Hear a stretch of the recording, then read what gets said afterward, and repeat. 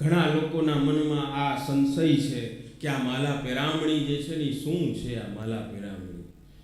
ઘણા એમ કહે છે કે આ રજા દેવાનો કાર્યક્રમ છે, ઘણા એમ કે રજા દેવાનો, ઘણા એમ કે ગોવામાં પહોંચાડવાનું.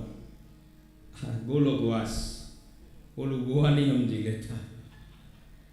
અલગ અલગ બધાના મત છે કે આ માલા પેરામણી જે છે, એટલે ઘણા એમ કે માલા પેરામણી કરવી જ જોઈએ, અને ઘણા એમ કે માલા પેરામણીનો કોઈ પ્રકાર જ નથી, કરાય જ નહીં. તો અમારા વૈષ્ણવના મનમાં સંશય, શંકા થાય કે તો આ માલા પેરામણી કરવી કે નહીં, છે શું આ? હવે જુઓ તમે, એક સીધી વાત છે. પુષ્ટિ માર્ગમાં મુક્તિનો પ્રકાર છે, મોક્ષનો પ્રકાર છે. ધર્મ, અર્થ, કામ અને મોક્ષ. સાંભળજો, ધર્મ, અર્થ, કામ ને આ 4 પુરુષાર્થ છે. એમાં આ મોક્ષ એટલે મુક્તિ, બંધનોમાંથી મુક્ત થઈ જાવ.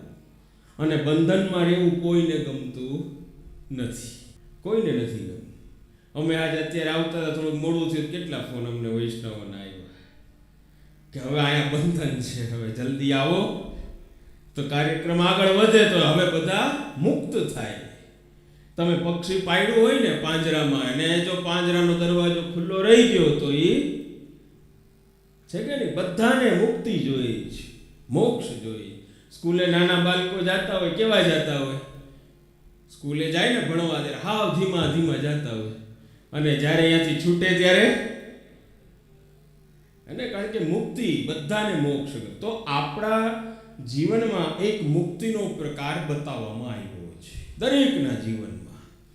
અને આમ જોવા જઈએ તો રિટાયરમેન્ટ જે છે ને, રિટાયર થાય ને, સરકારી નોકરીમાં હતા ને હવે રિટાયર એટલે મુક્તિ, હવે મુક્ત થઈ ગયા છે, સમજ્યા? તો એવી રીતે પુષ્ટિ માર્ગમાં પણ એક મુક્તિનો પ્રકાર છે. પણ આ મુક્તિ એવી નથી કે ગોવામાં પુગાડી દઈએ, કે લીલામાં પુગાડી દઈએ, કે બ્રજમાં ને. આ મુક્તિ અલગ છે. પુષ્ટિ માર્ગમાં જે મુક્તિ, જે મોક્ષનો પ્રકાર છે ને, એ આ કેવલ 4 કીર્તન ગાઓ અને તમે મુક્ત થઈ ગયા. અને ઓલા જે અહીંયા ફરતા હતા એ ક્યાં ગયા? ઘણા એમ કહે કે ભાઈ જો આ માલા પેરામણી ન કરો ને તો ઓલા જે વૈષ્ણવ જે પહોંચી ગયા છે ને, એ ગોલોકધામના દરવાજાની બહાર રહી. અને તમે જ્યારે આ કરો, આ માલા પેરામણી કરો, એટલે પછી દરવાજા ખુલે નહીં. આપણે તું જોવા થોડી ગયો છે, એવો પ્રકાર નથી પુષ્ટિ માર્ગમાં. પુષ્ટિ માર્ગમાં મુક્તિનો પ્રકાર શ્રી મહાપ્રભુજી બતાવ્યો છે. અને શ્રી મહાપ્રભુજી આજ્ઞા કરે છે કે જીવ પોતાના સ્વરૂપને જાણી જાય. જીવ જ્યારે ગુરુ સ્વરૂપને જાણી જાય, જીવ જ્યારે ભગવત સ્વરૂપને જાણી જાય, અને જીવ જ્યારે પોતાના કર્તવ્યને જાણી જાય અને એ પથ ઉપર અગ્રસર થઈ જાય, ત્યારે જ વૈષ્ણવોની મુક્તિ થઈ જાય. અહીંયા જીવતે જીવતા મુક્તિ છે. જેમ ઓલા સ્વામી વિવેકાનંદ એના ગુરુ પાસે ગયા અને ગુરુએ કીધું કે કોણ છો તમે? એને ડેલી કકડાવી, એટલે અંદરથી અવાજ આવ્યો કે તમે કોણ છો? એટલે સ્વામીજીએ બહારથી જવાબ આપ્યો કે વહી જાણને મેં આયા હું. હું કોણ છું એ જાણવા આવ્યો છું. હું ભટકી ગયો છું, મારા સ્વરૂપને ભૂલી ગયો છું. એવી રીતે આપણે આપણા સ્વરૂપને ભૂલી ગયા છીએ. ભૂલ્યા શા માટે? જો શ્રી મહાપ્રભુજી કેટલી સુંદર મજાની આજ્ઞા કરે, ધ્યાન આપજો, તમને આખો પુષ્ટિ માર્ગ સમજાઈ જશે. તમને પ્યાસ લાગી હોય, આપણને પ્યાસ લાગી હોય, અને આપણને કોઈ કૂવામાં ઘા કરી દે અને બેહોશ આપણે પડ્યા રહીએ કૂવામાં, તો પ્યાસ બુઝાય? તળાવ, નદીમાં કોઈ ઘા કરી દે આપણને, તો એ પ્યાસ ન બુઝાય આપણી. પ્યાસ ક્યારે બુઝાય આપણી? કે જ્યારે કોઈ ભાઈ કૂવામાં આપણે છીએ, કૂવાની બહાર ઊભા છીએ, અને એમાં કટોરો કે ભાઈ લોટો કરી અને પાણીનો અને પછી પીએ, ત્યારે આપણી પ્યાસ બુઝાય છે. એવી રીતે જેટલા પણ અમારા વૈષ્ણવો છે એ ક્યાં હતા? એ હતા ક્યાં? તો શ્રી મહાપ્રભુજી કહે છે કે ભગવાનના ચરણારવિંદમાં હતા. અને એટલે જ અમારા શ્રીજી બાવાના નેત્ર નીચા છે. તમે દર્શન કરી લો, જ્યાં અહીંયા બિરાજે, જેટલા સ્વરૂપ બિરાજે એ બધા સ્વરૂપના નેત્ર નીચા અને ક્યાં જોવે છે? પોતાના ચરણારવિંદ સામે. કેમ? તો કે આપણે જ્યારે જાય ને શ્રીજી બાવા સન્મુખ, ત્યારે શ્રીજી બાવા કહે કે તારું સ્થાન એ મારા નેત્રથી નેત્ર મિલાવાનું નથી, તારું સ્થાન તો મારા ચરણારવિંદમાંથી છે, તારી ઉત્પત્તિ તો ત્યાંથી થઈ છે. એટલે આપણી યાત્રાની શરૂઆત જે છે ને એ ભગવાનના ચરણારવિંદથી થઈ અને યાત્રાનું સમાપન પણ પાછું ભગવાનના ચરણારવિંદમાં થવાનું.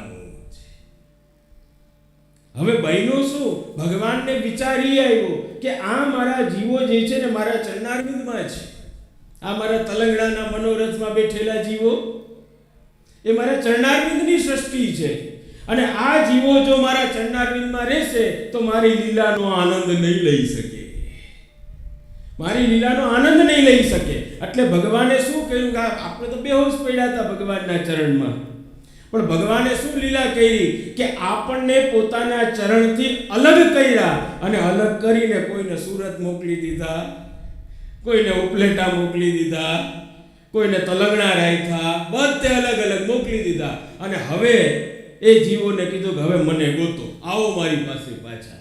કેમ? તો કે તમને અલગ કર્યા, એ અલગ કરવાનું કારણ જ એ છે કે ભગવાનને તમારા પોતાની લીલાનો અનુભવ કરાવવો છે, તમને અનુભવ કરાવવો છે લીલાનો. જે 84,252 વૈષ્ણવોને કરાવ્યું, જે વ્રજના ભક્તોને કરાવ્યું, એ જ લીલાનો અનુભવ તમને કરાવવો છે. પણ એના માટે જોઈએ શું? તો કે અલગ થયા ને એ જ દોષ છે. ભગવાનથી આપણે અલગ થયા એ જ સમયમાં દોષ આવી ગયા. હવે ભગવાને જોયું કે આ દોષ નિવૃત્ત થાય કેમ, આ દોષ જાય કેમ? તો ભગવાને જોયું કે આ દોષ વૈષ્ણવોના ત્યારે જ જશે કે જ્યારે એના ઉપર શ્રી મહાપ્રભુજીની કૃપા થાય. એટલે શ્રી મહાપ્રભુજીને આજ્ઞા કરી કે આ સેવા માર્ગ પ્રગટ કરો, અને સેવા માર્ગ દ્વારા અમારા વૈષ્ણવોને આપ પાછા લઈ એને એના સ્વરૂપનું જ્ઞાન ભાન કરાવી અને એ જીવોનો ઉદ્ધાર કરી લ્યો. બસ આપણને આપણા સ્વરૂપનું જ્ઞાન થઈ જાય કે હું વૈષ્ણવ છું. જેમ અમારા શ્રી ગોકુલનાથજી ચતુર્થલાલજી એકવાર અપરસમાં પધારતા હતા અને એમનો ઉપરનો એક વૈષ્ણવને અડી ગયો, એટલે કોઈએ કીધું કે આપ છોવાઈ ગયા, સ્નાન કરવા પધારો. એટલે અમારા શ્રી ગોકુલનાથજી વૈષ્ણવને પૂછ્યું કે ભાઈ તારું નામ શું છે? બોલો કે વૈષ્ણવ. અરે તારું નામ પૂછીએ તો કે વૈષ્ણવ. ત્રીજી વાર પૂછ્યું કે તારું નામ બોલ, એ કે વૈષ્ણવ. શ્રી ગોકુલનાથજી કહે કે આ છોવાતો જ નથી. કેમ? તો કે આને તો એના સ્વરૂપનું જ્ઞાન થઈ ગયું.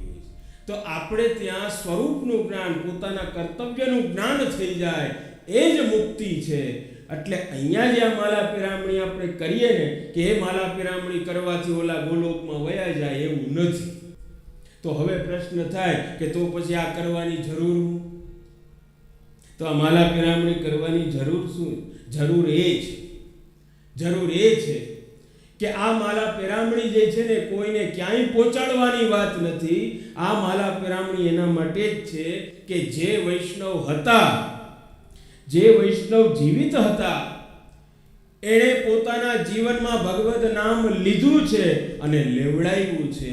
આજે વૈષ્ણવ પહોંચી ગયા છે તો એને યાદ કરી અને ભગવદ નામ લેવાનું આયોજન, એટલે આ માલા પિરામણી, આ મનોરથ છે, બીજું કાંઈ નથી. આ શ્રદ્ધાંજલિ સભા છે, આ એક શ્રદ્ધાંજલિ સભા છે. અને અમારા વૈષ્ણવ તો બાનું ગોતે. અમારે ત્યાં તો જુઓ પુષ્ટિ માર્ગમાં તો જન્મ પણ મંગલ રૂપ છે, સેવા માટે જ જન્મ છે આપણા બધાનો પ્રભુની. અને આપણું મરણ જે છે ને એ પણ ભગવત સેવા માટે જ છે. બસ એ જ ઉત્સવ છે આપણા માટે. આપણા માટે તો જન્મ લેવો એ ઉત્સવ, જીવવું એ પણ ઉત્સવ, અને મૃત્યુ આવે ને એને પણ આપણે ઉત્સવ જ માનીએ છીએ. એટલે આ માલા પિરામણી જે છે ને એ કેવલ શ્રદ્ધાંજલિ સભા છે, કોઈને ક્યાંય પહોંચાડવાની વાત નથી. જે વૈષ્ણવ વયા ગયા છે એ શ્રી મહાપ્રભુજીના ચરણોમાં પહોંચી જ ગયા છે, એ વિશ્વાસને વ્યક્ત કરવાનો ઉત્સવ એટલે આ માલા પિરામણીનો ઉત્સવ છે.